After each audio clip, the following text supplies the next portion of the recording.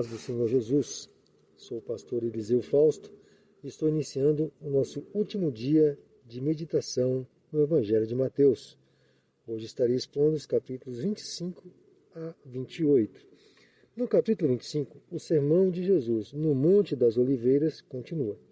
E aqui, no capítulo 25, Mateus registra as duas últimas parábolas ensinadas por Jesus sobre o mesmo tema das parábolas do capítulo anterior, a necessidade de vigilância constante. E, por fim, finaliza o capítulo com a descrição do juízo final. Do versículo 1 até o 13, Jesus conta uma parábola onde haviam 10 virgens que esperavam um noivo para o cortejo nupcial.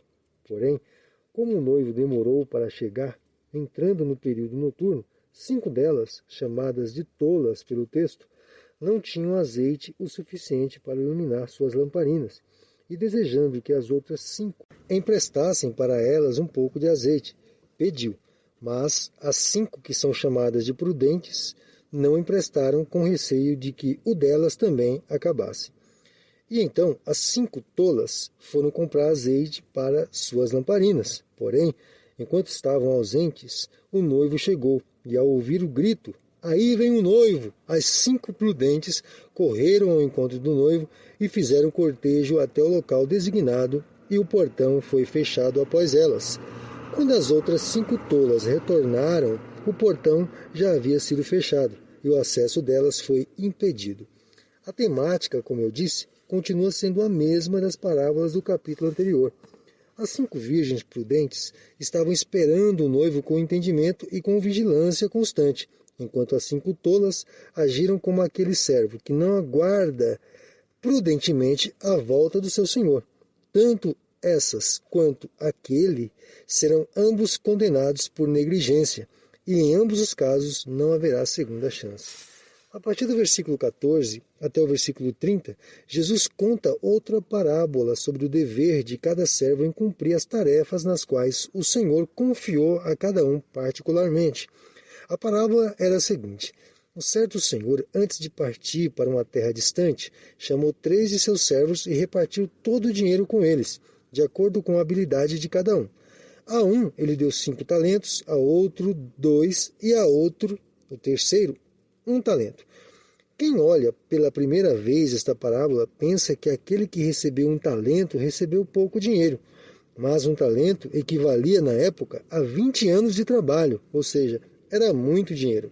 O interessante é que o Senhor repartiu o seu dinheiro com cada um de acordo com a sua habilidade, e o que recebeu 5 conseguiu mais 5. O que recebeu 2 conseguiu mais 2, porém, o que recebeu 1 talento enterrou o talento até que o seu senhor voltasse.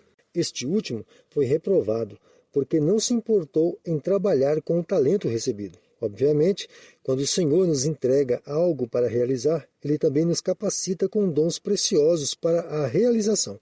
Por esse motivo, aqueles que, sendo chamado para o Evangelho e escolhido dentre muitos para realizar a obra do Senhor, será responsabilizado quando não der a devida atenção e cuidado ao serviço do Senhor. E a reprovação será justamente devido à negligência novamente, pois tanto o chamado quanto a capacitação vem de Deus. A partir do versículo 31 até o término do capítulo, Mateus registra o grande julgamento. Muitos fazem uma distinção entre este julgamento e o julgamento final, e essa distinção é feita devido à descrição do versículo 32, que diz que todas as nações estarão reunidas diante dele. Porém, não há como separar o relato deste julgamento com o julgamento final, pois em ambos os casos o Senhor vem para julgar, segundo esclarece o versículo 31. Então, nesse texto, estamos diante do julgamento final. E nesse julgamento, todos comparecerão diante do rei e serão julgados individualmente, como menciona o versículo 32, e apartará uns dos outros. Alguns detalhes são importantes neste grande julgamento, pois o Senhor conhece cada um, e por esse motivo ele sabe quem é parte do seu reino e quem não é. Aqueles que são ovelhas, ou seja, servos obedientes e vigilantes, recebem a honra de ficarem ao lado direito do rei. Já os que são bodes, servos desobedientes e negligentes, recebem a desonra de ficar ao lado esquerdo do rei. Tanto as ovelhas quanto os bodes não reconhecem o momento em que o Senhor esteve diante deles com fome, sede, estrangeiro, nu, doente ou em prisão. A grande diferença de um para o outro era a atitude benevolente que as ovelhas, ou os justos, tiveram para com o seu semelhante. E o interessante é que os justos não se gloriavam de terem feito o bem, eles simplesmente fizeram. Já os ímpios, por não fazer o que era certo, receberão o pagamento pela sua impiedade.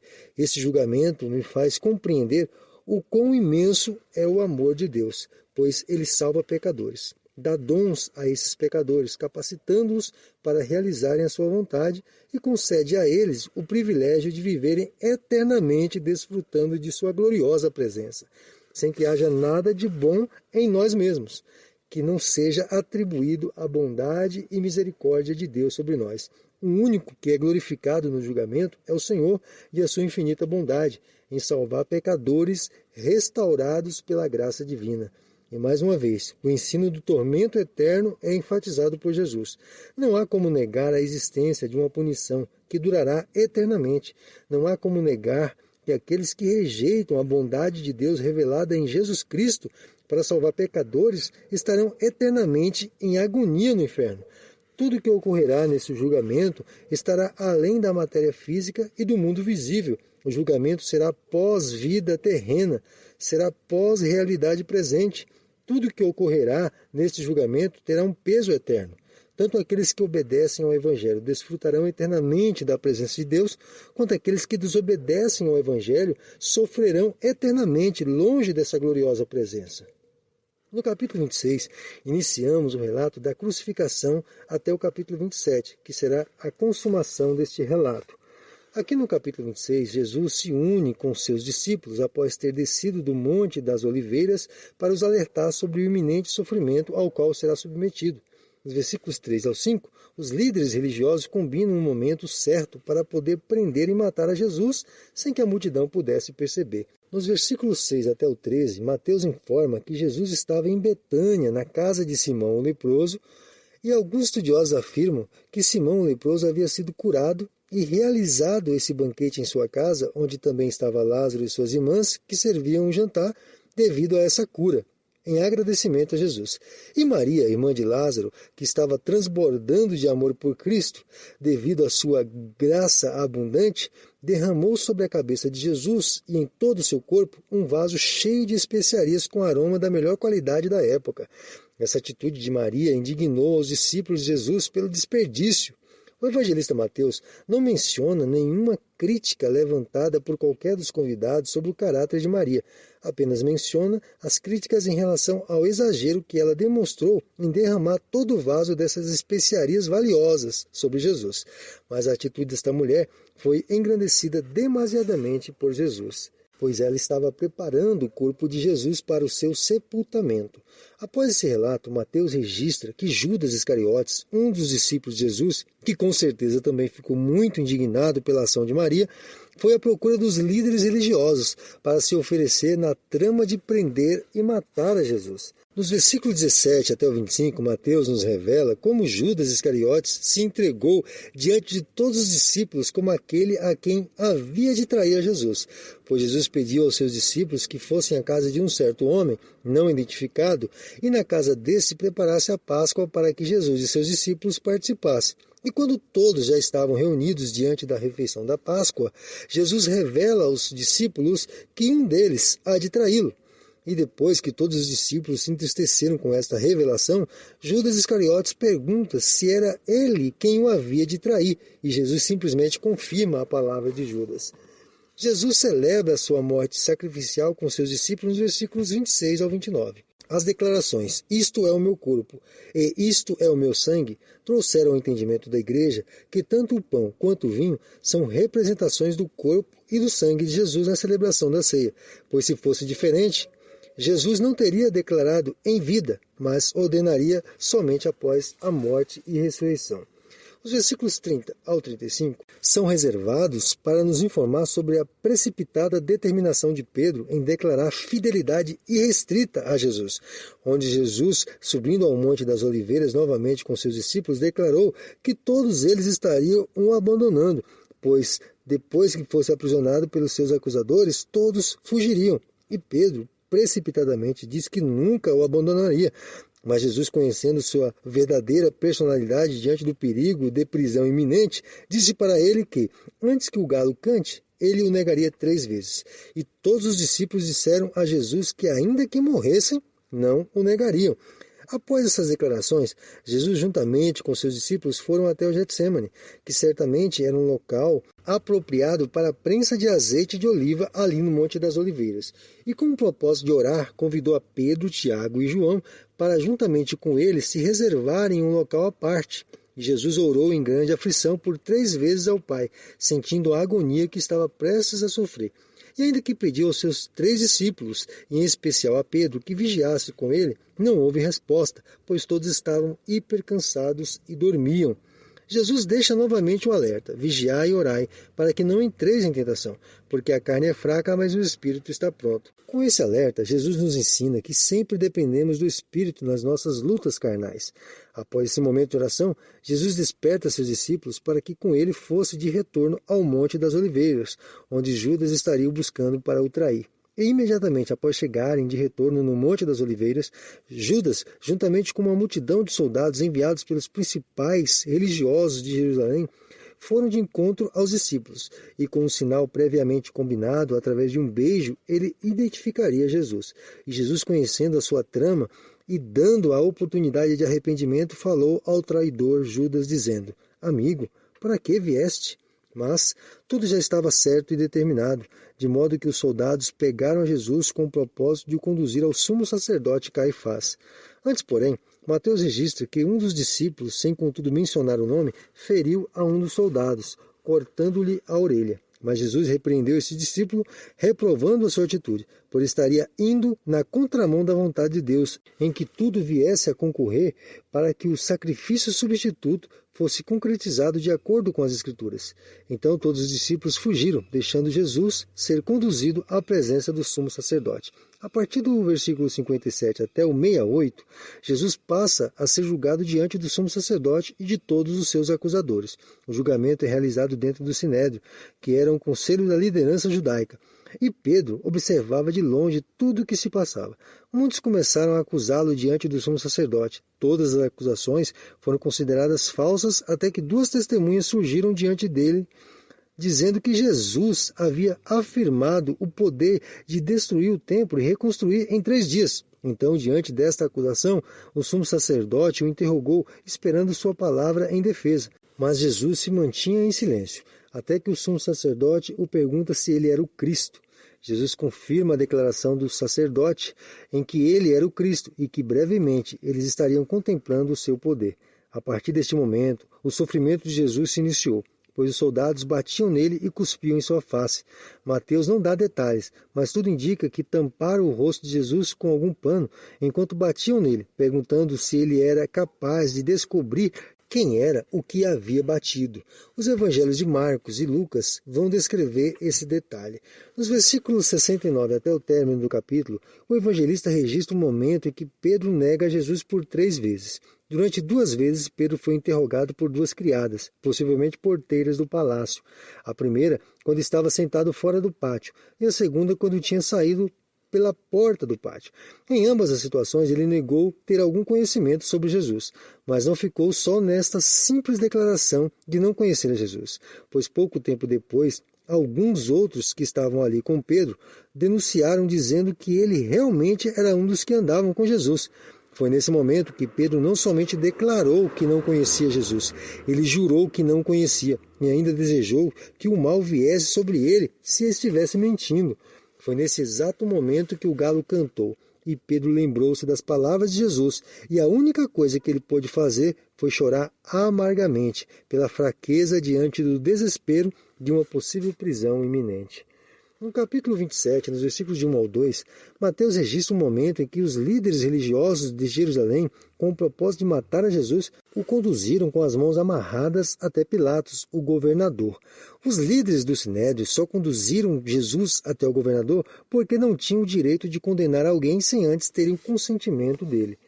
No versículo 3 até o 10, o evangelista menciona o momento em que Judas Iscariotes ficou sabendo da condenação de Jesus e, arrependido, foi até os líderes devolver o dinheiro que havia recebido por ter entregue Jesus a eles.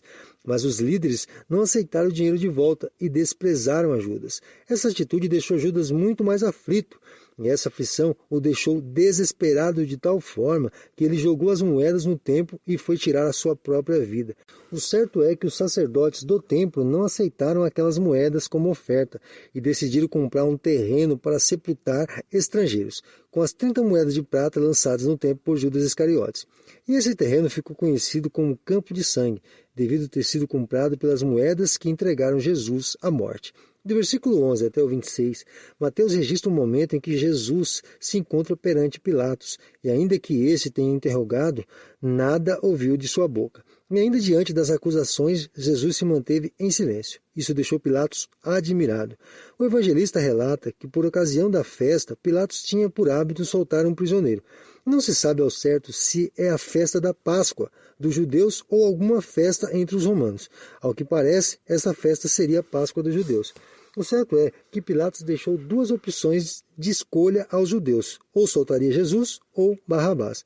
Barrabás era um ladrão e assassino, e colocando Jesus como uma opção junto a ele, estava tratando Jesus como um criminoso. E ainda que a mulher de Pilatos tenha o orientado a não se envolver na questão de Jesus, Pilatos, ainda assim, depois de ouvir a escolha dos judeus, preferindo crucificar a Jesus, ordenou a crucificação do nosso Senhor. Do versículo 27 ao 32, Jesus sofre nas mãos dos soldados romanos, que cobrem a Jesus com uma túnica vermelha, entregam em sua mão uma vara e, cuspindo, zombam dele, o chamando de rei dos judeus.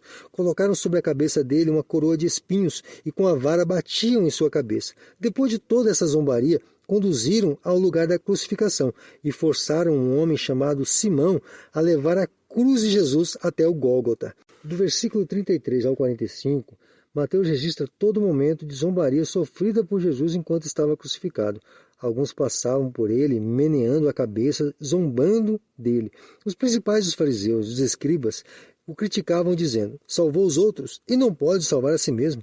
Até os dois salteadores que estavam na cruz, uma à direita, outra à esquerda, também zombavam de Jesus. Mateus menciona que desde o meio-dia até às 3 horas da tarde, houve trevas em toda a terra. Do versículo 46 ao 50, temos um registro das últimas palavras de Jesus. Ele recitou o Salmo 21, versículo 2, onde está escrito: Deus meu, por que me desamparaste? Porém, Jesus clamou na língua aramaica, e esse clamor pareceu para aqueles que estavam ouvindo que ele chamava por Elias. E mais uma vez, Jesus clamou: Deus meu, por que me desamparaste? Este clamor expressou o quanto do abandono de Deus o nosso Jesus sentiu em seu ser, quando assumiu a nossa culpa, todos os nossos pecados. Não somente o nosso, mas o pecado de todos aqueles que um dia ainda hão de crer em Jesus estavam ali, naquele exato momento, sobre o nosso meigo Salvador. E depois desse segundo clamor, Jesus entregou o seu Espírito. Do versículo 51 ao 61, após Jesus ter entregue o Espírito a Deus, o véu do templo que separava o lugar santo do Santíssimo Lugar foi rasgado de alto a baixo, deixando livre acesso a Deus, não sendo limitado apenas ao sumo sacerdote. Houve também algumas ressurreições em Jerusalém, mas não temos muito detalhes sobre elas. O centurião que estava próximo, ao contemplar todos esses sinais, não duvidava mais de que Jesus era o Filho de Deus. Um homem chamado José de Arimateia, que também era discípulo de Jesus, porém rico, foi até Pilatos e exigiu o corpo do mestre para ser sepultado. José de Arimateia agiu rapidamente, porque não poderia passar das 18 horas, pois o sábado se iniciaria e ninguém poderia retirar o corpo de Jesus da cruz. Tendo a permissão de Pilatos, ele envolveu o corpo de Jesus em um lençol e o colocou no sepulcro. 2 mulheres estavam presentes quando o corpo de Jesus foi posto no sepulcro. Uma era Maria Madalena, a outra se chamava apenas Maria. Mateus não deu mais detalhes sobre ela. Do versículo 62 até o término do capítulo, Mateus registra a trama dos principais dos judeus em não permitir que alguém roubasse o corpo de Jesus e inventasse uma mentira que ele havia ressuscitado. E para que isso fosse possível, pediram a Pilatos que selasse a pedra e colocasse guardas no sepulcro, e assim foi feito. Entrando no último capítulo de nossa meditação de hoje e de todo o livro, chegamos ao momento da ressurreição. Mateus já inicia o capítulo 28, do versículo 1 até 8, com uma maravilhosa descrição de como ocorreu a ressurreição do corpo de nosso Senhor. Houve um grande terremoto. E um anjo desceu dos céus para abrir a pedra que tampava o sepulcro, não para que Jesus saísse, mas para que todos pudessem ver que ele já não estava lá. E diante de tamanha manifestação gloriosa, os guardas ficaram sem reação. Mas as mulheres conseguiram ouvir a voz do anjo dizendo: ele ressuscitou. Avisa aos discípulos. Nos versículos 9 e 10, elas são surpreendidas com Jesus, que, cumprimentando-as, pede para que avise os discípulos que o encontrassem na Galiléia. Foi isso que ele prometeu no capítulo 26, versículo 32, que está escrito: depois que eu ressuscitar, irei adiante de vós para a Galiléia. Mas a trama dos principais dos judeus não parou. Como não deu certo o plano de guardar a sepultura, porque os guardas comunicaram a eles tudo o que contemplaram, a glória do anjo manifestando que o sepulcro estava vazio, nos versículos 11 ao 15, Mateus registra outra trama dos principais líderes judeus, para que esta notícia não se espalhasse. Eles deram dinheiro aos guardas para que mentissem ao povo e inventaram uma história de que os discípulos de Jesus roubaram o seu corpo à noite. Enquanto isso, os discípulos de Jesus foram até a Galiléia, onde Jesus havia prometido aparecer após a ressurreição. E ele apareceu para os seus discípulos, e todos se curvaram diante dele em adoração. E ele declarou que todo o poder nos céus e na terra a ele foi entregue. Por esse motivo, seus discípulos poderiam ir por todo o mundo e anunciar o Evangelho a todos, batizando-os em nome da Trindade Santíssima, e ensinando cada um a guardar todas as coisas que Jesus havia ensinado. Assim, ele sempre estaria com a sua igreja, até que o mundo se finde. Amém. O que eu posso dizer diante de tamanha maravilha e graça de Deus que é o Evangelho de nosso Senhor Jesus Cristo? Só posso dizer uma coisa: Maranata, ora vem, Senhor Jesus. Até o próximo livro, querendo Deus.